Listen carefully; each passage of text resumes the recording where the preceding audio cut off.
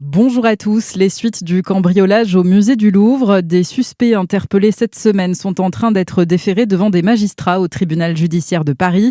5 interpellations ont eu lieu mercredi.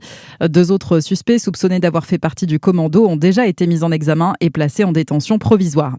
Un étudiant de 19 ans porté disparu à Lyon, Flynn Ganneval, n'a pas donné signe de vie depuis la nuit de mercredi à jeudi, alors qu'il passait la soirée avec des amis dans le quartier de Confluence. Une enquête pour disparition inquiétante est ouverte. Elle a suscité de vifs débats ces dernières semaines. La taxe Zuckman a été rejetée par les députés hier. La mesure visait les hauts patrimoines. Sa version allégée, portée par le PS, a été rejetée. Elle aussi, elle proposait un impôt minimum de 3% à partir de 10 millions d'euros, en excluant les entreprises innovantes et familiales. Le Premier ministre accepte de faire une concession. Sébastien Lecornu se dit prêt à renoncer au gel des pensions de retraite et des minima sociaux. Plus 30% en un an, près de 25 000 ménages ont été expulsés de leur logement locatif cette année. C'est le bilan de la Fondation pour le logement, alors que la trêve hivernale commence aujourd'hui.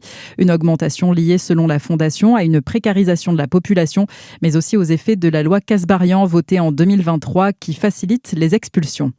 La présidente de la Tanzanie remporte l'élection présidentielle avec plus de 97% des voix et sans opposition. Ses 2 principaux adversaires ont été emprisonnés ou disqualifiés. Une élection marquée par des violences qui ont fait 700 morts selon l'opposition.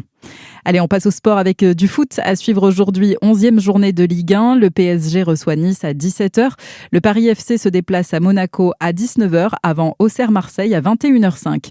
Il y a aussi du rugby, 6 rencontres à l'occasion de la 9e journée de Top 14. Ça commence avec Toulon-Lyon à 14h30 et ce soir à 21h, Toulouse recevra le Stade Français. Voilà pour ce point sur l'actualité. Merci de l'avoir suivi. Très bonne journée à tous.